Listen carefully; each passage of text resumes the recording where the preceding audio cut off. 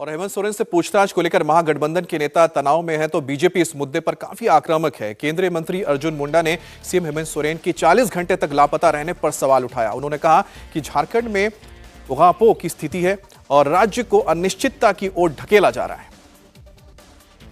चीन इस समय दिख रहा है, बड़ा हास्यास्पद है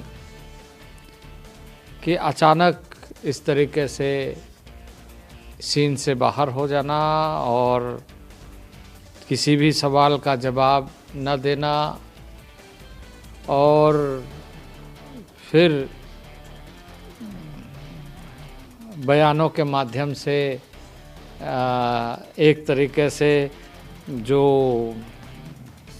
जनता के अधिकारों का दुरुपयोग करना, तो मैं समझता हूँ कि ये लोकतंत्र में इसका कोई स्थान नहीं होता है। लोकतंत्र में स्थान होता है जब आप ऐसे विषय जब भी आए सामने तो उसके बारे में अस्पष्टता हो, उसके बारे में जनता को सीधे तरीके से आप बता पाए। अब जो स्थिति इस समय दिख रही है, उहापोह की स्थिति बनाई जा रही है, वहाँ पे व्यवस्था धूल धूसरित हो रही है और अनिश्चितता के दौर में पूरे झारखंड के नागरिकों को धकेला जा रहा है। इस तरह की स्थिति के लिए जनता नहीं चुनती, जनता चुनती है कि जनता के हितों की रक्षा हो, सुरक्षा हो। तो यह सारी चीज़ें आज जिस रूप में दिख रही है, ये किसी न किसी तरीके से झारखंड के गरिमा को भी ठेस पहुंचा रही है और व्यवस्था पर भी सवाल खड़े हो रहे हैं।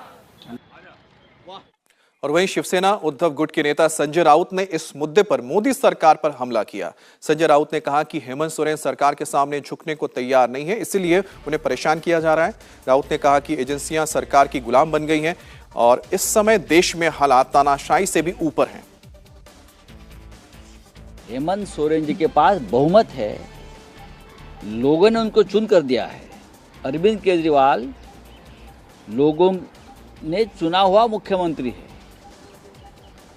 आप उनके साथ या आपकी एजेंसी जो आपकी गुलाम बन गई है, जिस तरह से बर्ताव करती है, ये देश का लोकतंत्र नहीं है, ये तानाशाही से भी ऊपर चल रहा है ये देश। सोरेन झुकने को तैयार नहीं है, नीतीश कुमार जैसी पलटी मारने को तैयार नहीं है। केजरीवाल जी और हेमंत सोरेन पलटूराम बनने को तैयार नहीं, उसकी कीमत वो लोग चुका रहे हैं। तो एक बार और रुख कर लेते हैं हम अभय पराशर का। अभय हमारे साथ हैं। अभय, फिलहाल वहां पर हालात कैसे हैं और साथ ही परिवार में जो कहीं ना कहीं गतिरोध पैदा हुआ है उसको लेकर भी क्या कोई चर्चा चल रही है अंदर?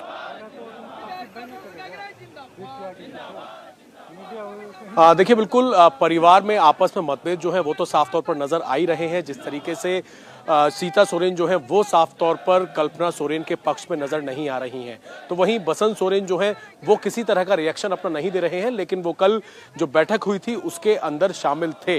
अब इंतजार इसी बात का है कि अब से थोड़ी ही देर में ईडी की टीम जो है वो सीएम आवास पर पहुंचने वाली है, जिसके लिए तैयारियां और ज्यादा यहां पर कड़ी कर दी गई हैं। कभी भी यहां पर ईडी की टीम पहुंचेगी, पूछताछ करेगी। हालांकि कुछ विधायक जो हैं जेएमएम पार्टी के, वो अब से थोड़ी देर पहले सीएम आवास के अंदर गए हैं। लगातार सेकंड लाइन पर यह काम हो रहा है कि अगर आज ईडी की तरफ से कोई बड़ा एक्शन लिया जाता है, पूछताछ के बाद गिरफ्तारी की नौबत आती है, तो आखिरकार कौन झारखंड की कमान संभालेगा, इसको लेकर एक मंथन जो है, एक सेकंड विकल्प जो है, उसको लेकर लगातार गठबंधन जो है वो आपस में बातचीत कर रहा है और ईडी के आने का फिलहाल यहां पर इंतजार किया जा रहा है। बिल्कुल।